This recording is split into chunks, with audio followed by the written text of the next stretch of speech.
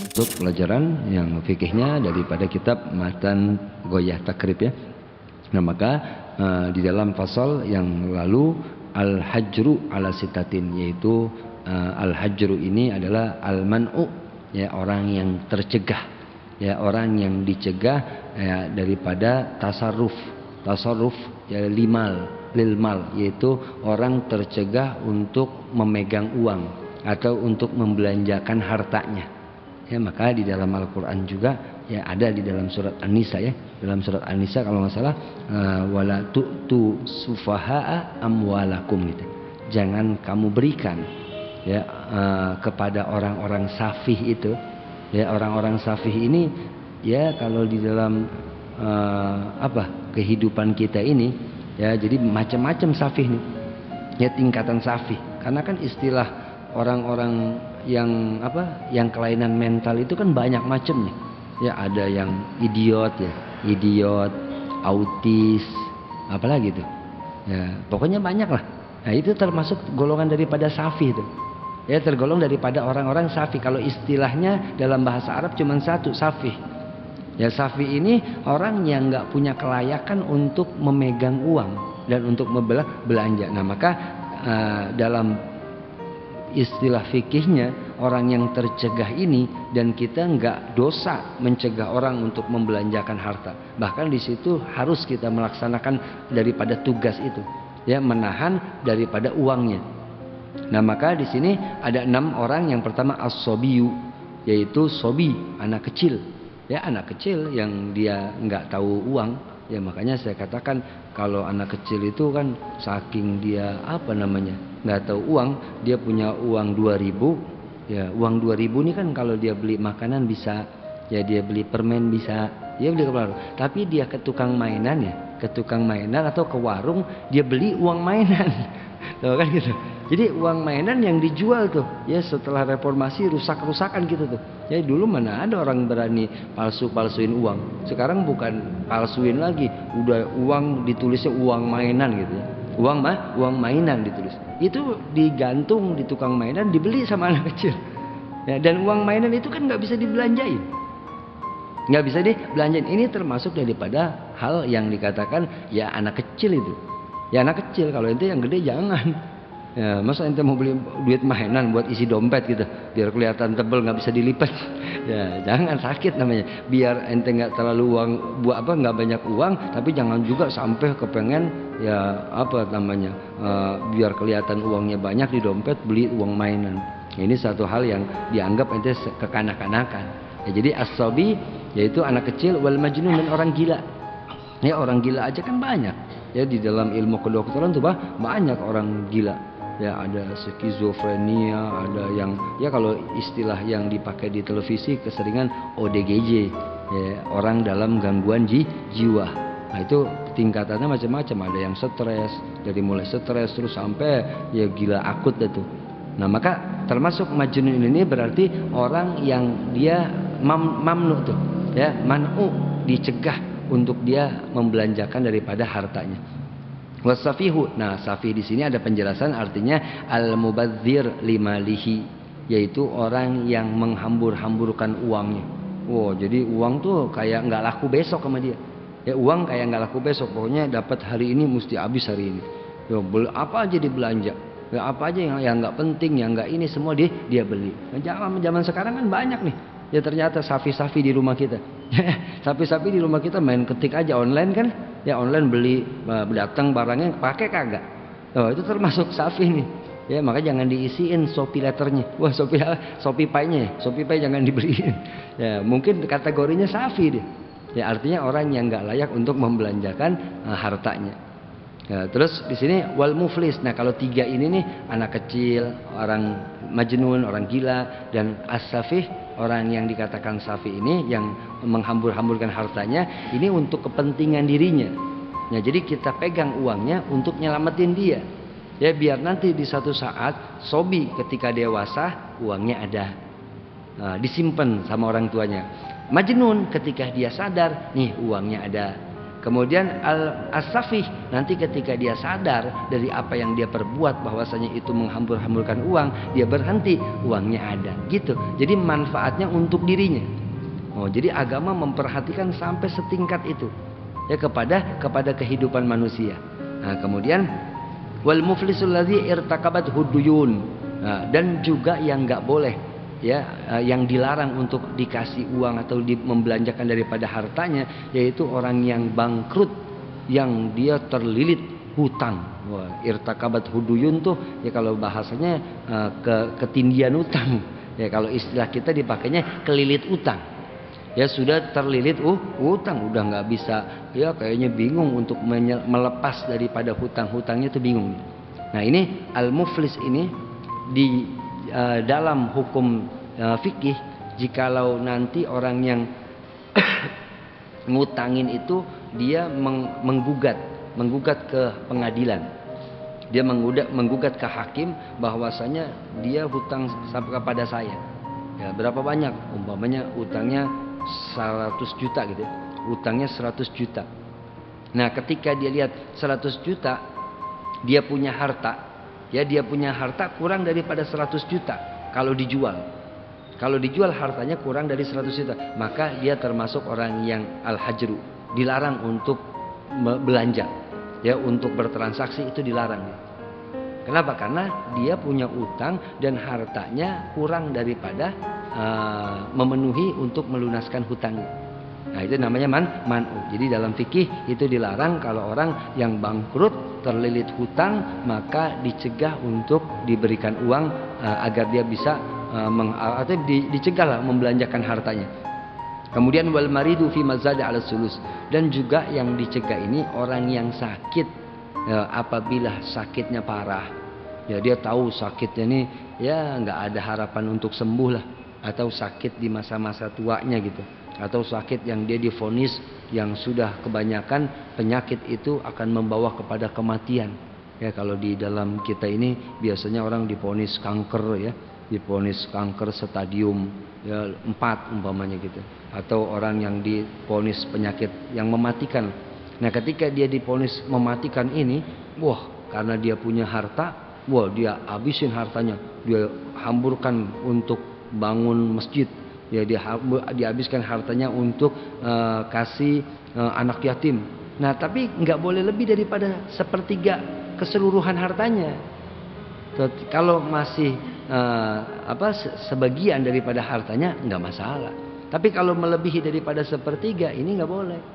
Kalau dia punya ahli waris tapinya, ya kalau dia punya ahli waris. Tapi kalau dia nggak punya ahli waris, ya atau dia punya ahli waris yang memang tadi tuh termasuk hajru juga, dia punya ahli warisnya sobi, anak kecil, ya atau dia punya ahli warisnya tadi majnun, atau dia punya ahli warisnya safih. Nah itu sama, dia nggak boleh lebih sepertiga. Tapi kalau dia punya ahli warisnya juga orang yang sudah bisa mencari, kan kalau ini nih sobi, majnun, safih, mana bisa cari dia? Dia nggak bisa nyari dia mah udah nadah tangan aja, dikasih dapat, nggak ada udah nggak bisa mencari. Nah ketika orang yang sakit dan dia nggak ada harapan sembuh, maka ketika dia membelanjakan hartanya, jikalau dia memiliki daripada ahli waris, nggak boleh lebih daripada sepertiga hartanya. Jadi kalau hartanya 100 juta, ya dia nggak boleh keluarkan hartanya melebihi daripada 25 juta. Nggak boleh. Berarti kalau 10 juta 20 oh 35. Wah Kang dagang nggak mau rugi dikit ya. Dia mesti pasin 35 ya. Ya jadi kalau sepertiga itu 35 katanya. Jadi berarti kalau 100 juta 25 masih boleh berarti. Oh ya, sebab 25 seperempat ya. Oh iya, 25 seperempat. Ya 25 seperempat jadi sepertiga itu 30-an. Nah, jadi 35 antara 30 sampai 35. Jadi kalau 25 juta masih boleh karena seperempat daripada hartanya itu. Ya, jadi itu yang harus diketahui kalau memang hartanya 100 juta. Dan dia mempunyai daripada ahli waris. Tapi kalau dia nggak punya ahli waris, wah sekalian aja separuh-separuh. Ya separuh dihibahkan, ya separuh dia. Kenapa? Karena dia nggak punya ahli waris. Ya, tapi kalau dia punya ahli waris, dia harus pikirkan daripada ahli warisnya, maka dicegah. Jadi kalau umpamanya dia mewakafkan nggak, jangan diterima. Oh nggak boleh, ini nggak sah wakafnya nih. Kenapa? Kan kamu punya anak. Oh ya, tapi anak saya masih kecil. Iya, tapi nanti dia bakal besar. Ya, jadi nggak boleh tuh. Ya, jadi muamalahnya dia atau dia melakukan daripada amal sedekah atau hibahnya atau wakafnya itu bisa terhenti. Nah, kemudian wal abdul ladzi lam yu'dzan lahu fit tijarah. Dan kemudian yang dilarang juga untuk membelanjakan daripada hartanya adalah apabila seorang budak yang tidak diizinkan untuk dia untuk melaksanakan transaksi jual beli. Ya, ini si budak enggak diizinkan oleh majikannya, ya berarti dia termasuk orang yang dicegah ya untuk melakukan daripada belanja uangnya. Kemudian wa tasarrufus sabi wal majnun was safi ghairu sahih.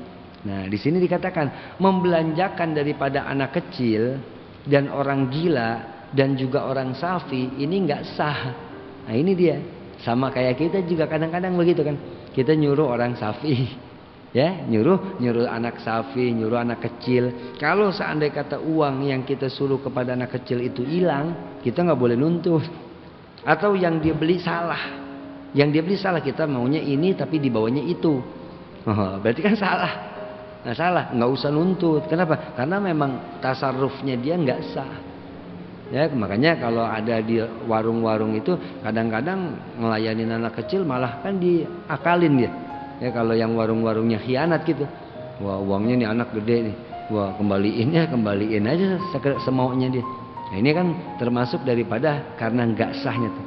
Jadi maka membelanjakan daripada anak kecil ini ya transaksinya maka nggak sah. Kita suruh dia pun untuk melaksanakan transaksi itu nggak dibenarkan oleh agama. Jadi jikalau ada kesalahan, jikalau ada kekeliruan daripada apa yang kita perintahkan, maka kita nggak ada hak untuk menuntutnya. Nggak bisa kita minta ganti, nggak bisa kita menuntut. Malah kita yang bisa dihukum. Orang yang nggak sah malah kita berikan amanah untuk bertransaksi. Nah, itu dari 3 kelompok nih ya. Jadi anak kecil, orang gila dan safi. Kemudian wa tasarruful muflis yasihu fi dhimmatihi duna ayani malihi. Tapi kalau orang yang muflis tadi yang bangkrut, ya dia sudah bangkrut, nggak punya relasi lagi untuk bisa melakukan daripada bisnisnya. Dia bangkrut, nggak punya modal untuk memutar daripada usahanya. Nah, maka si bangkrut ini dia boleh aja bertransaksi. Dia masih dibolehkan bertransaksi selagi masih ada di dalam batas tanggungannya selain daripada nilai harta yang itu menjadi jaminan untuk utangnya. Nah, hartanya nggak boleh dia jual, dia buat belanja lagi nggak boleh. Kenapa? Karena harta itu dalam jaminan utang. Ya, menjaminkan utang-utang dia yang harus dia bayar. Nah, tapi selain daripada melebihi hutangnya boleh. Ya, umpamanya rumah satu bisa buat bayar utang nih, tapi dia punya sawah jual. Ya, boleh tasarruf dia. Disahkan, dibenarkan. Jadi kalau ada yang jual beli sama sawahnya boleh. Kenapa? Karena sawah itu bukan menjadi tanggungan hutangnya. Nah, yang jadi tanggungan hutangnya itu rumah atau kendaraannya begitu. Ya, jadi rumah jadi jaminannya, tapi kendaraannya enggak. Kendaraannya dia jual. Ya, kendaraannya dia punya motornya dia jual. Ya, itu menjadi salah satu yang dikatakan sah untuk bertransaksi jikalau si bangkrut ini orang yang masih memiliki daripada harta selain daripada barang yang jadi jaminan. Wa tasarrufil marid fi mazada 'ala sulus mauqufan 'ala ijazatil warasati. Nah, ini si orang yang sakit. Nah, beda kalau yang orang sakit ini dia membelanjakan daripada atau mengeluarkan daripada hartanya yang melebihi daripada 1/3. Ya, itu boleh aja. Tapi bisa berhenti ya, kalau tidak mendapatkan ijazah atau mendapatkan izin daripada ahli warisnya. Nah, ya, jadi maka kalau seandainya kata ahli warisnya yang memang mau, ya udah nggak apa-apa, ya nggak apa-apa walaupun itu lebih daripada 1/3 hartanya. Ya, jadi kalau 1 M ya 300 juta, ya dia keluarkan itu hartanya, ya untuk membantu ya yang namanya pembangunan musola, masjid, ya, atau pondok pesantren, ya daripada hartanya. Tapi sampai 400 juta masih boleh. Ya sampai 500 juta pun boleh. Kalau memang ahli warisnya yang mengizinkan. Udah nggak apa-apa. Oh ya, jadi maka seandainya kata itu nanti kan dia kan belum, kalau dia belum meninggal kan belum jadi warisan kan, belum jadi warisan. Jadi dia masih punya hak untuk membelanjakan hartanya sampai sebatas apapun, dihabisin pun nggak apa-apa. Selagi memang ahli warisnya bukannya tadi 3 kelompok tuh, bukannya sobi, bukannya majnun, ya bukannya apa lagi, bukannya safih. Oh, jadi orang-orang normal semua, ya orang-orang normal, cuman memang susah. Tapi mungkin dia kesel kali, anaknya pada malas-malas jadi susah, ya daripada harta gue direbutin gue habisin semua. Kan bisa begitu ya. Jadi maka ketika kondisinya kayak begitu, orang yang di dalam melaksanakan hijru ini dibenarkan tuh oleh syariat. Jadi maka kita di dalam segala hal aktivitas kita bukan hanya sekedar ya beribadah, tapi juga bermuamalah, atau kita melarang daripada segala sesuatu aktivitas orang itu ada aturannya. Ya makanya di dalam hukum-hukuman negara itu ada yang namanya apa? HAM ya. HAM, hak asasi manusia. Ya, hak asasi manusia. Ya ketika manusia seperti ini dia harus melaksanakannya ini, dia harus berbuat seperti ini, kebebasan. Tapi kan hukumnya dia yang bikin. Dia yang batasinnya kalau begini. Tapi kalau Islam adil kan? Islam ini menunjukkan daripada betul-betul ya rahmat, ya sebagai bentuk kasih sayang, sebagai bentuk untuk mencegah daripada kerusakan-kerusakan di masa yang akan datang. Ya, wa tasarruful abdi yakunu fi dhimmati yutba'u bihi ba'da itqihi. Maka kalau budak itu sah-sah aja dia membelanjakan daripada hartanya kalau memang sudah ada di dalam tanggungannya setelah dia dimerdekakan. Jadi memang ini uang dia, setelah dia dimerdekakan dia boleh belanjain hartanya. Nah, tapi selagi dia belum dimerdekakan, harta budak itu harta tuannya. Ya, jadi jangankan dirinya, hartanya semua yang ada pada diri budak itu milik tuannya. Ya, maka untung jadi tuannya budak tuh. Sekarang udah nggak ada budak. Ya, jadi kalau di zaman perbudakan itu si budak ini semua tuh, ya dirinya, ya dia punya daripada kehidupannya itu milik daripada tuannya. Nah, setelah dia merdeka, uangnya itu dia boleh membelanjakan. Tapi kalau tadi dia diizinkan oleh majikannya, walaupun dia punya harta dia diizinkan, boleh dia belanja ya dengan uangnya. Tapi kalau dilarang nggak boleh, udah tercegah. Bisa dimengerti ya? Jadi maka al-hijru ini yang daripada 6 macam orang-orang yang kita ketahui, jadi ada di gambaran kita. Jadi anak kecil jangan dikasih kebebasan daripada hartanya. Kemudian juga orang yang gila, kemudian juga orang yang boros ya, yang boros. Kemudian orang yang bangkrut, yang sudah terlilit utang, kemudian juga orang yang sakit ya, yang sakit yang tidak ada harapan untuk kesembuhannya, dan yang keenam adalah budak. Ya, yang tidak diizinkan oleh tuannya untuk melaksanakan atau melakukan transaksi jual beli. Itu aja 6. Selain daripada 6 ini, mereka adalah orang-orang yang bebas untuk membuat daripada hartanya, terserah.